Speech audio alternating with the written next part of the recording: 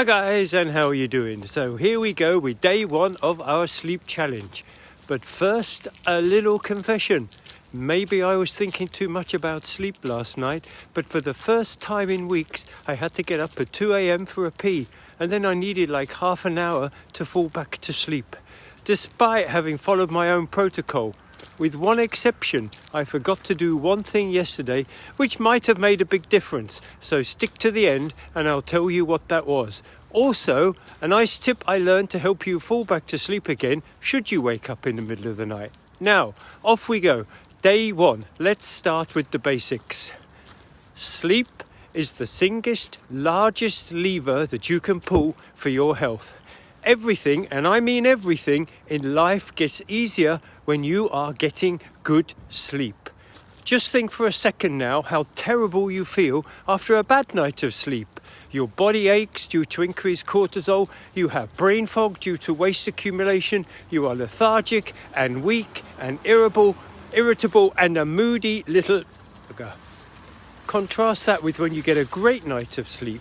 You feel like you could spring out of bed, crush all the weights in the entire gym, have the best sex of your life, and then start a new business all in the same day.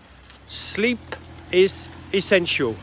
So make sure, first of all, you're trying to get at least 7 to 9 hours per night. You go to bed at the same time, you get up at the same time whenever possible, including weekends. Make your room dark, make your room a little bit cooler, and make it quiet. We'll talk about that another time. And no stimulation besides possibly sex before bed, an hour before bed. And apparently 10:30 to 11 is the most popular time for the majority of people to have sex. We're going to visit that another time a bit later. And no food 3 hours before bed. And for those who, like me, shall have a bit of annoying bladder, no taking any fluids 2 hours before bed either. If you nail these basics, the rest becomes easy. Now, what didn't I do? I forgot to take my daily dose of melatonin yesterday. Maybe or maybe not that was the reason, but I have been taking a very good melatonin supplement for the last 4 weeks or so, and not only has it definitely helped me sleep better, it has, now wait for this guys, stopped me from having to get up to pee in the night, which was something I had to deal with for quite a long time. I don't know what the link is, but it has certainly helped. Lastly, the tip I have for helping you fall back to sleep. Sounds a little strange, but it does work. With your eyes closed. Lay there, look up, look down, look to the far left, look to the far right.